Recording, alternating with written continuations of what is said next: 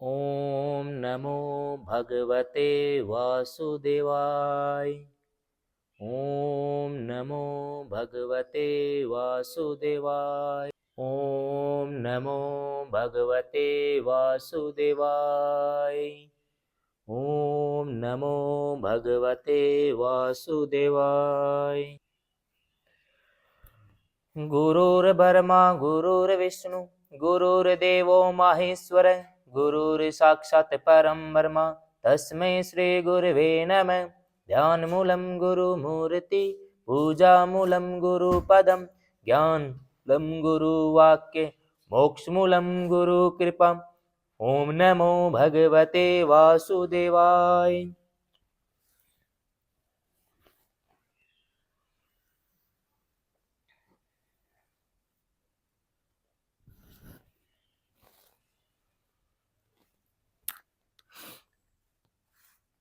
श्रीमद् भागवत गीता। ओम नमो भगवते वासुदेवाय। श्रीमद् भागवत महात्म्य में पहला अध्याय देव ऋषि नारद की भक्ति से भेंट।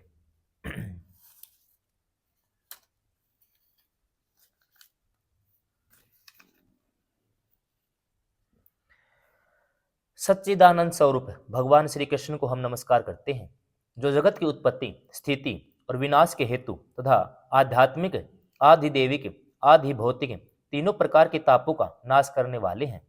जिस प्रकार श्री सुखदेव जी का यज्ञोपवीत संस्कार भी नहीं हुआ था, लौकिक वैदिक कर्मों के अनुष्ठान का अवसर भी नहीं आया था, तभी उन्हें अकेले ही संन्यास लेने के लिए घर से जाते देखकर उनके पिता व्यास जी विरह से कातर होकर पुकारने लगे, बेटा बेटा तुम कहाँ जा रहे हो। उस समय वृक्षों ने तन्मय होने के कारण श्री सुखदेव जी की ओर से उत्तर दिया, ऐसे सर्वभूत हृदय स्वरूप श्री सुखदेव जी मुनि को मैं नमस्कार करता हूँ। एक बार भगवत कथा अमृत का रसवादन करने में कुशल मुनिवर सौनक जी ने नैमिषारण्य क्षेत्र में विराजमान महामति सूत जी को नमस्कार करके उनसे पूछा। सौनक जी बोले, सूत जी, आपका ज्ञान अज्ञान अंधकार को नष्ट करने के लिए करोड़ों सूर्यों के समान है। आप हमारे कानों के लिए रसायन अमृत स्वरूप सार गर्भित कथा कहिए। भक्ति, ज्ञान, वैराग्य से प्राप्त होने वाले महान विवेक की बुद्धि किस प्रकार होती है, तथा वैष्णव लोग किस प्रकार इस माया मोह से अपना पीछा छुड़ाते हैं। इस घोर कली काल में जीव प्राय आसुरी स्वभाव के हो गए हैं। विविध केसों से आक्रांत इन जीवों को शुद्ध देव शक्ति संपन्न बनाने का सर्वश्रेष्ठ उपाय क्या है। सूत जी, आप हमें कोई ऐसा शाश्वत साधन बताइए जो सबसे अधिक कल्याणकारी तथा पवित्र करने वालों में भी पवित्र हो, जो भगवान श्री कृष्ण की प्राप्ति करा दे। चिंतामणि केवल लौकिक सुख दे सकती है, कल्प वृक्ष अधिक से अधिक सौरगी संपत्ति दे सकता है, परंतु गुरुदेव प्रसन्न होकर भगवान का योगी दुर्लभ नित्य वैकुंठ धाम दे देते हैं। सूत जी ने कहा, सौनक जी, तुम्हारे हृदय में भगवान का प्रेम है, इसलिए मैं विचार कर तुम्हें संपूर्ण सिद्धांतों का निष्कर्ष सुनाता हूँ, जो जन्म मृत्यु के भय का नाश कर देता है, जो भक्ति के प्रवाह को बढ़ाता है, भगवान श्री कृष्ण की प्रसन्नता का प्रधान कारण है। मैं तुम्हें वह साधन बतलाता हूँ, उसे सावधान होकर सुनो। श्री सुखदेव जी ने कलयुग में जीवों के काल रूपी सर्प के मुख का ग्रास होने के त्रास का आत्यंतिक नाश करने के लिए श्री मद्भागवत शास्त्र का प्रवचन किया है। मन की शुद्धि के लिए इससे बढ़कर कोई साधन नहीं है। जब मनुष्य के जन्म जन्मांतर पुण्य उदय होता है, तभी उसे इस भागवत शास्त्र की प्राप्ति होती है। जब सुखदेव जी राजा परीक्षित को यह कथा सुनाने के लिए सभा में विराजमान हुए, तब देवता लोग उनके पास अमृत का कलश लेकर आए। देवता अपना काम बनाने में बड़े कुशल होते हैं। यहाँ भी सबने सुखदेव जी मुनि को नमस्कार करके कहा, आप यह अमृत लेकर बदले में हमें कथा अमृत का दान दीजिए। इस प्रकार परस्पर विनिमय अदला बदली हो जाने पर राजा परीक्षित अमृत का पान करेंगे और हम सब श्रीमद् भागवत रूप अमृत का पान करेंगे।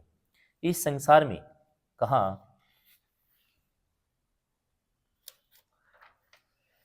कांच और कहाँ महामूल्य मणि, कहाँ सुधा और कहाँ कथा।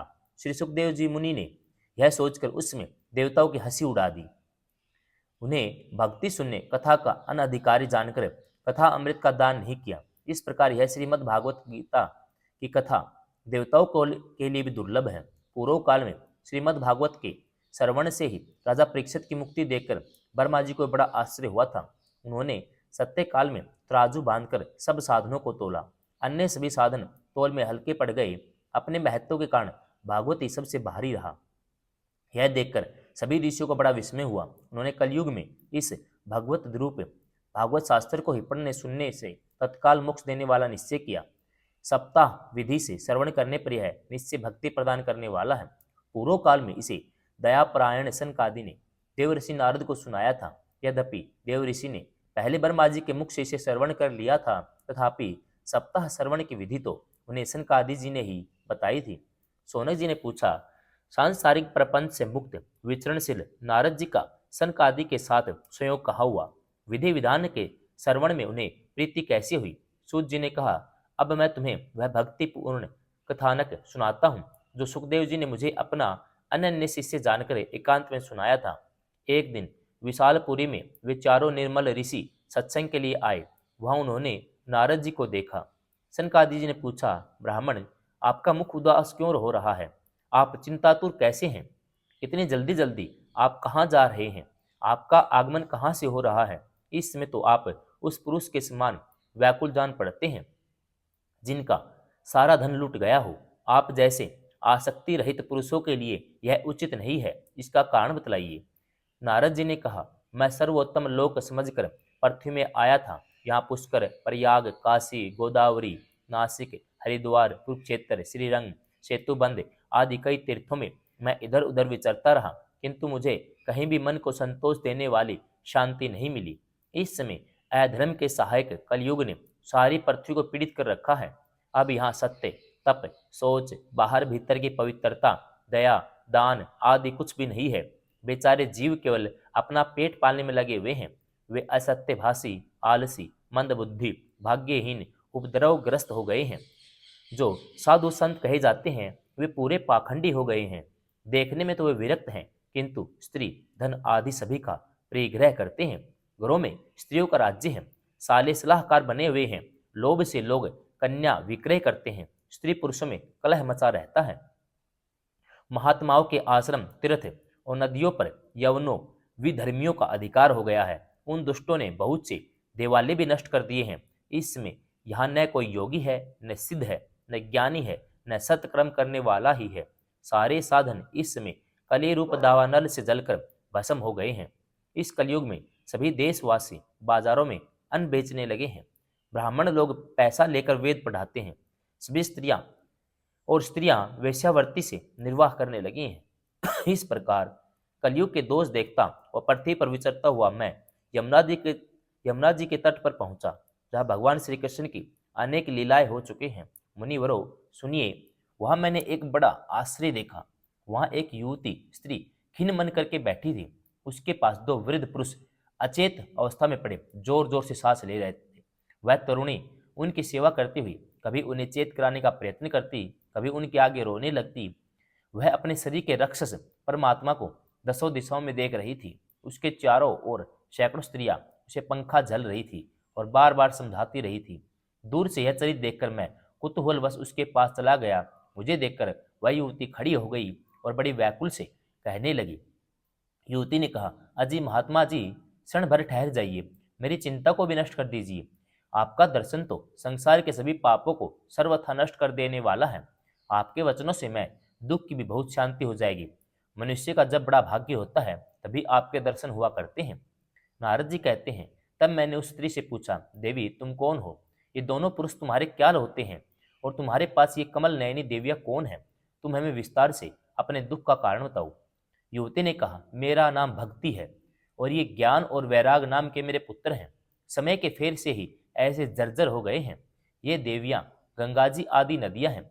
ये सब मेरी सेवा करने के लिए ही आई हैं। इस प्रकार साक्षात देवियों के द्वारा सेवित होने पर मुझे सुख शांति नहीं है। तपोधन, अब ध्यान देकर मेरा वर्तान सुनिए। मेरी कथा वैसे तो प्रसिद्ध है, फिर भी उसे सुनकर आप मुझे शांति प्रदान करें। मैं द्रविड़ देश में पैदा हुई थी, कर्नाटक में बढ़ी, कहीं कहीं महाराष्ट्र में सम्मानित हुई, किंतु गुजरात में मुझको बुढ़ापे ने आ घेरा। वहां घोर कलयुग के प्रभाव से पाखंडियों ने मुझे अंग भंग कर दिया। चिरकाल तक यह अवस्था रहने के कारण मैं अपने पुत्रों के साथ निर्बल, दुर्बल, निस्तेज हो गई। जब से मैं वृंदावन आई, तब से मैं पुनः सुंदर सूर्य रूपवती नवयुवती हो गई, किंतु सामने पड़े ये मेरे दोनों पुत्र थके मांदे से दुखी हो रहे हैं। अब मैं यह स्थान छोड़कर अन्यत्र जाना चाहती हूँ। ये दोनों बूढ़े हो गए हैं, इस दुख से मैं दुखी हूँ। मैं तरुणी क्यों और मेरे पुत्र बूढ़े क्यों? हम तीनों साथ साथ रहने वाले हैं, फिर यह विपरीतता क्यों? होना तो चाहिए कि माता बूढ़ी हो और पुत्र तरुण हो। इसी से मैं आश्चर्यचकित चित्त से अपनी इस अवस्था पर शोक करती रहती हूँ। आप परम बुद्धिमान योग निधि हैं, इसका क्या कारण हो सकता है, बतलाइए। नारद जी ने कहा, साध्वी, मैं अपने हृदय से ज्ञान दृष्टि से तुम्हारे संपूर्ण दुख का कारण देखता हूँ। तुम्हें विषाद नहीं करना चाहिए, श्री हरि तुम्हारा कल्याण करेंगे।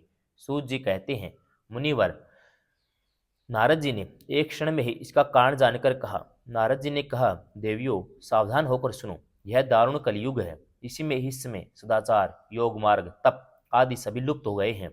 लोग सष्टा दुष्कर्म में लगकर अघासुर बन रहे हैं। संसार में जहां देखो वहां सतपुरुष दुख में मलान है, दुष्ट सुखी हो रहे हैं। इसमें जिस बुद्धिमान पुरुष का धैर्य बना रहे वही बड़ा ज्ञानी व पंडित है। पृथ्वी क्रमशः प्रतिवर्ष शेष जी के भार रूप होती जा रही है। अब वह छूने योग्य तो क्या, देखने योग्य भी नहीं रह गई है। न इसमें कहीं मंगल दिखाई देता है। अब किसी को पुत्रों के साथ तुम्हारा दर्शन नहीं होता। विषय अनुराग के कारण अंधे बने हुए जीवों से उपेक्षित होकर तुम जर्जर हो रही थी। वृंदावन के संयोग से तुम फिर नवीन तरुणी हो गई हो। अतः यह वृंदावन धाम धन्य है, जहाँ भक्ति सर्वत्र नृत्य कर रही है। परंतु तुम्हारे इन दोनों पुत्रों का यहाँ कोई ग्राहक नहीं है, इसलिए इनका बुढ़ापा नहीं छूट रहा। यहाँ इनको कुछ आत्म सुख, भगवत सपर्श जनित आनंद की प्राप्ति होने के कारण ये सोते से जान पड़ते हैं। भक्ति ने कहा, राजा परीक्षित ने इस पापी कलयुग को क्यों रहने दिया? इसके आते ही सब वस्तु का सार न जाने कहाँ चला गया। करुणामय श्री हरि से भी यह अधर्म कैसे देखा जाता है? मुने, मेरा यह संदेह दूर कीजिए। आपके वचनों से मुझे बड़ी शांति मिली है। नारद जी ने कहा, बाले, यदि तुमने पूछा है तो प्रेम से सुनो। कल्याणी, मैं तुम्हें सब बताऊंगा, तुम्हारा दुख दूर हो जाएगा। जिस दिन भगवान श्री कृष्ण इस भूलोक को छोड़कर अपने परम धाम को पधारे, उसी दिन से यहाँ संपूर्ण साधनों में बाधा डालने वाला घोर कलयुग आ गया।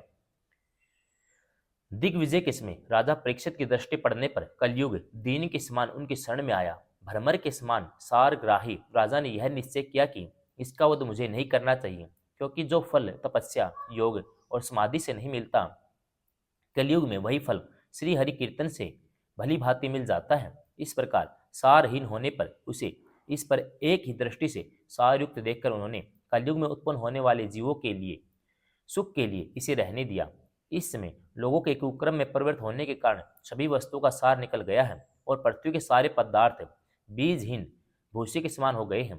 ब्राह्मण केवल अन्न धन आदि के लोभवश घर घर व जन जन को भागवत की कथा सुनाने लगे हैं, इसलिए कथा का सार चला गया है। तीर्थों में नाना प्रकार के अत्यंत घोर कर्म करने वाले नास्तिक नार की पुरुष भी रहने लगे हैं, इसलिए तीर्थों का प्रभाव भी जाता रहा है। जिनका चित्त निरंतर काम, क्रोध, महान लोभ, तृष्णा से तपता रहता है, वे ही तपस्या का ढोंग करने लगे हैं, इसलिए तप का भी सार निकल गया है। मन पर काबू न होने के कारण, लोभ, दंभ, पाखंड का आश्रय लेने के कारण, शास्त्र का अभ्यास न करने से ध्यान योग्य फल मिट गया है। पंडितों की यह दशा है कि वे अपनी स्त्रियों के साथ भैंसों की तरह रमण करते हैं, उनमें संतान पैदा करने की कुशलता पाई जाती है। मुनि साधन में वे सर्वथा अकुशल हैं।